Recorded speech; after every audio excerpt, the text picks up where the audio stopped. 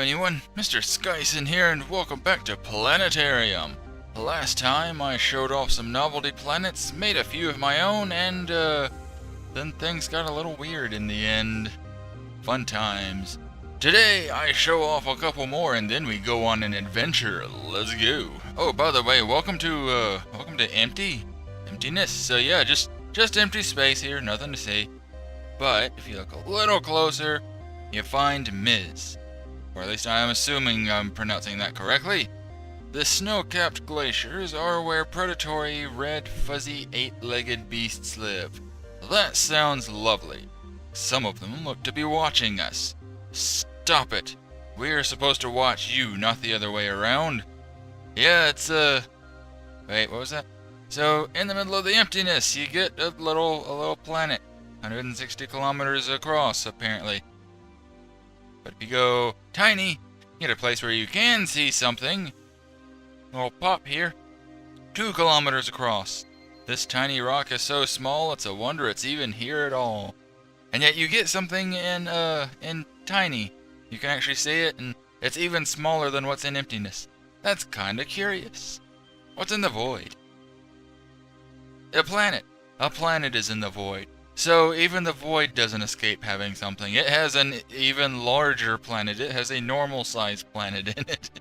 Not much of a void, huh? What about nothing? What's in nothing? Oh. Okay then. The oceans are filled with sleepy fish. Well, apparently sleepy fish live in nothing. That's really complicated when you think about it. Let's move on, shall we? So I did finally remember, the last time I was trying to remember one of the games for one of the planets, and here we go. Rogue, in reference to Roguelite, another game by Daniel Linson. A platformery type game. The occasional underground caves are where a few enormous multicolored spindly six-legged reptiles are located. Holy crap, the descriptions of some of these. The amulet of Yendor awaits at the bottom of the world. So yeah, Roguelite. Never played it, although I have seen some screenshots of it. I think it's supposed to be like a little platformer where you're going down and you put off light. That's about the extent of my knowledge in the game, so kind of interesting. I do hope to play it very soon, though. Yeah, that's that. And there was one other. Darude, and it's got its own custom everything going on. Well, not the moons, but the planet itself. This predominantly desert planet is home to a small variety of camels, dinosaurs, and beetles. This one is two things in one. You get Darude Sandstorm, because it's a desert planet, which is hilarious, because Darude Sandstorm is hilarious. You know you're laughing at it.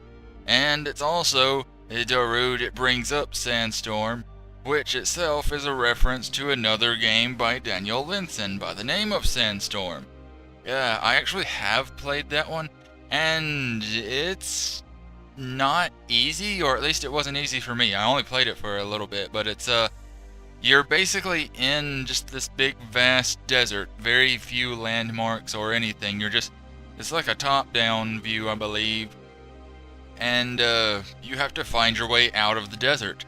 However, if you walk in a direction, you're not just walking straight, the world is curving, so as you're walking, you're sort of going in a circle, so it's a very interesting journey to make it through that game. I don't think I ever won, so if you have beaten the game, let me know in the comments. How'd that go for you? Yeah, I think that's about it for the rest of the references that I had. There are around 150 different pre-made planets to find, so get out there and go find the planets. I'm not gonna spoon feed you everything. Let's go find some other stuff, because I promised a story today. Mars. This isn't part of the story. However, you've probably wondered, what about local planets? So yeah, that's what we're doing right now. For 150 years, humans had their eyes on Mars, but it always proved too inhospitable. Eventually, they looked further abroad. Which is a good thing, because Mars, unless they could figure out how to get an entire atmosphere going on Mars, there's not really much there. It's pretty much just desert. There might be a little bit of something to be mined underground, but other than that, it's just a desert. Nothing of interest there. Move along, people. Venus. Nothing. The oceans are where mottled, multicolored fish live. So, not every planet in the local solar system. I'm not entirely sure why, because Mercury? No Mercury. It's just some other planet. Pluto. Sorry, this is a planetarium, not a planetarium. Boo. Hey, it's even got the moon. Don't worry, Pluto. You're still a planet in my heart. You're a small planet, but you're a planet, darn it. What about Jupiter? My home. Sorry, this game only produces habitable planets, not gas giants. Well, that's just rude. Just because it's not a solid matter planet, that doesn't mean nobody lives there. We got a giant space station going inside. 500 million of us. Don't be rude like that, game. Think of others. What about... what else was there? Neptune. Anything? Nope. Uranus. Nope. So yeah, it really only has just a handful of the local planets. I don't know why. It just does. Maybe they didn't really feel like making something for all of them. Saturn. Nothing. Sorry, this game only produces habitable planets, not gas giants. Well, at least it's not just Jupiter, so... whatever. Moving on, what about Earth? Because that's what you're here for, isn't it? Oh, that's not Earth, is it? If you're looking for Earth, you'll have to try harder than that. What is beyond all numbers? Yay, riddle games! Beyond all numbers... technically, I guess the answer is supposed to be infinity. But that's a complicated thing, because infinity isn't beyond all numbers. It literally is all numbers, because it's infinity. It keeps going. So it both is, I guess, beyond numbers and is all numbers. So it's just one of those things that's difficult to properly explain at times. Unless you just really know what you're talking about, and then you have to hope that the listener really knows what you're talking about. But yeah, infinity, fun concept. Beyond all numbers, let's go! Ooh, neat looking planet. Double belt, I like it. Very good. And what is outside of space? That's a good question. A lot of people want to know what is outside of space. What is space expanding into? And while I know the answer to that, the game probably has a different answer. So, time? I don't know. I mean, time and space? Yeah. Well done. Now go to the end. Nice looking planet, by the way. Double ring. Looks kinda cool. Kind of Saturn-y. The end. Straightforward. Ragnarok.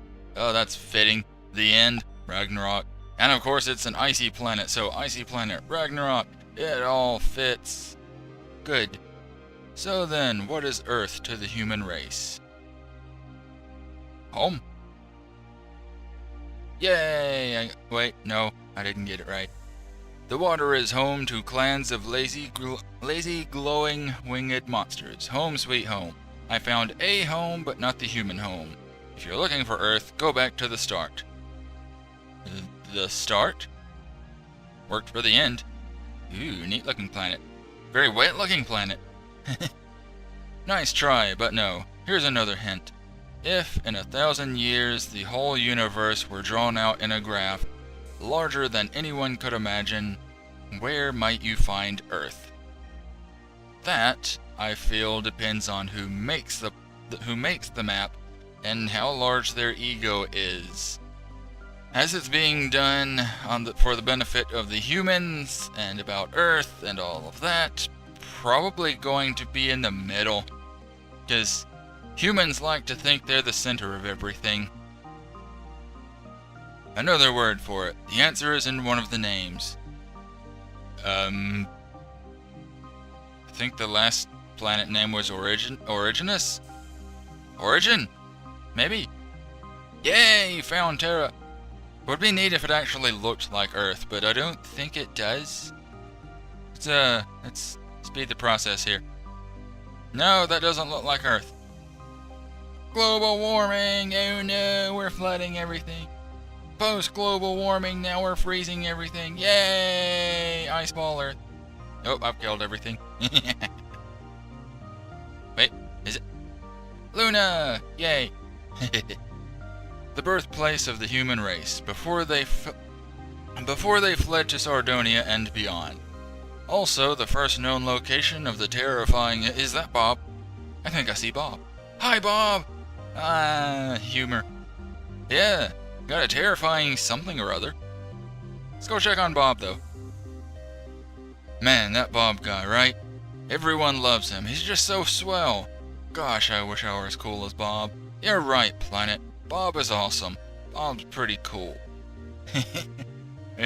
Just Bob humor. Bob's pretty cool. So yeah, what was that, just go back to... Wait, how do I get there? No, that's not it. Origin. There we go. So what do I do here? Ah, Sardonia. We get a breadcrumb trail. Yay! Sardonia Prime. A desolate wasteland of deserts and acrid swamps compared to old Earth, but a welcomed respite for the destitute remains of the human race. Some years after humans arrived, settlement ships were sent off from Sardonia to New Earth, Iquitos, Hope, and New Eden. Presently, no life remains. Well, I guess they didn't like the swamps and deserts. Picky. Well then, they left from Sardonia to New Earth, so... Let's go to New Earth then. Neat, welcome to New Earth. It has a belt. Briefly home to a colony of humans, only the ruins of a small settlement remain. Ooh, ruins. There are signs of large, lush forests which once surrounded the settlement. Presently, no life remains. Sounds like they had a nice place, forests and all that, so... Where'd they go? What was the, Sardonia, what was the other ones? Iquitos, okay. Ooh, big planet. Big planet.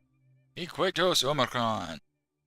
Near the South Pole is a sprawling city with high-density farms, large transport networks, and a spaceport.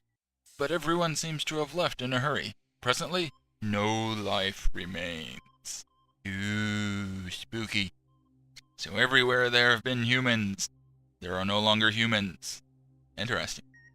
Let's go to Hope. Ooh, smaller planet, but neat looking.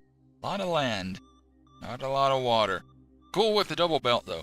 I like belted planets. The metal wreckage of the settlement ship is the only sign that humans ever touched this planet. Presently, no life remains. I guess this means they're hopeless. Haha! Let's go to New Eden. Ooh, ready, yay. Welcome to New Eden! Home to a human settlement for 200 years, New Eden gave its occupants a life on solid ground again, even though they did have previous planets, but I guess, well, there's that. No, home for 200 years, so how did they not have solid ground unless it was a long trip here? Anywho, the population grew, production and technology returned and surpassed what it had been before the darkness came to old Earth. The darkness? Ooh, what's that? Humanity once again found peace, and with it, complacency. That's not a good thing. You should never just be complacent, especially when you've been chased for a long time by darkness. And then, as it head to Sardonia and all the rest, the darkness came again.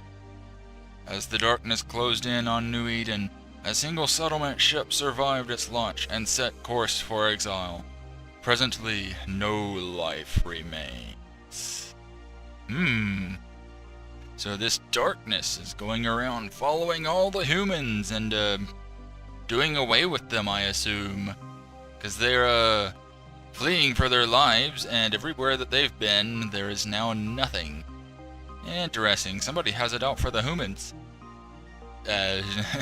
It's kind of a which one type of thing, though, because humans tend to not be the most popular in space. But let's go into exile with the humans. Phew, tiny planet. And with a belt. Yay! After a timeless period drifting through space, so nearly destroyed in the escape from New Eden, the settlement ship eventually landed on this small, harsh planet. The air is thin, the flora is bitter and tastes of almond, which is apparently a bad thing, and the fauna is deadly and inedible. But it's home.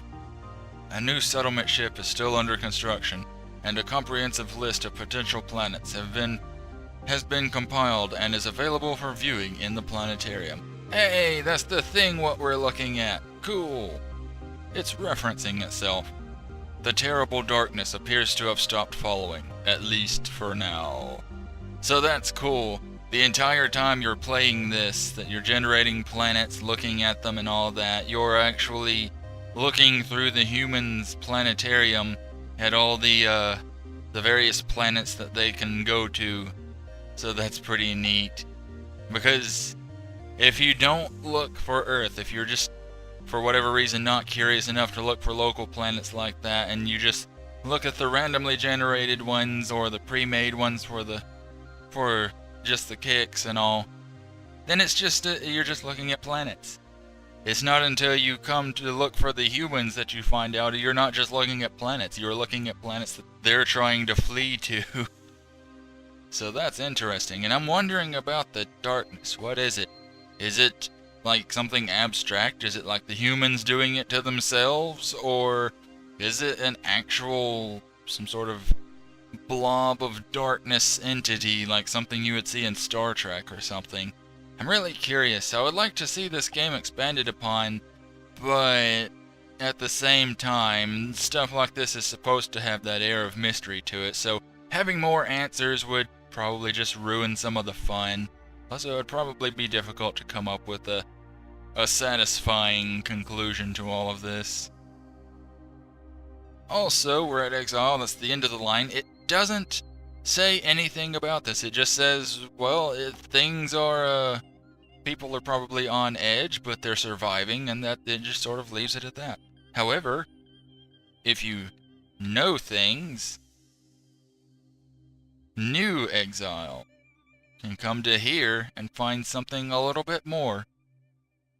A contingency plan hidden from the rest of the human race. It seemed impossible that the darkness could follow humanity so far, until some began to suspect that the darkness learned their destinations from those humans left behind. And so a small ship was sent out in secret, with all witnesses either aboard it or left behind with cyanide. So you either go with them or you stay behind and die. So yeah, that darkness is something pretty nasty if it has the people finally catching on and being secret even from their own kind. Sending out a ship into nowhere with no information about it, so that's, I like the mystery in this, and it's one of those things, again, it's, if you don't go looking for it, you'll never know that it was there. If you never try to look for Earth, you'll never know anything about the story. It'll just be a fun little game about creating planets and looking at them. And that'll be it. Kinda unplanned. Yeah? No, nothing. Too dan. That planet's just too dan for me. But yeah, this is interesting. I like this game, Planet Generator, whatever. I love the little story to it. I love when games have this kind of thing going on with the story bits, because it adds that sudden depth. You're just walking along casually, la-da-da-dee-da, and then suddenly here's depth, here's a story, here's something really interesting, when otherwise you wouldn't know about it. However, one other thing, very plain blob here. Welcome to Trantor. At the center of the galaxy, this planet is home to roughly 45 billion human beings. So yay, guys, we found the humans! Huzzah! Yeah, this one is another reference, pre-made thing, in reference to the works of Isaac Asimov, which I have never read his works, although I have been aware of them for some time. He created stories like Empire and Foundation, and if you look up either of those, you come to here. So he did a lot of sci-fi things, robots, space travel, adventures, etc. It's pretty neat. I'm not a big reader, but I could definitely recommend looking into that stuff if you're into sci-fi. What else is there? Alright, Almond. There we go, because almond was mentioned before. It's a very simple planet. I kind of like it.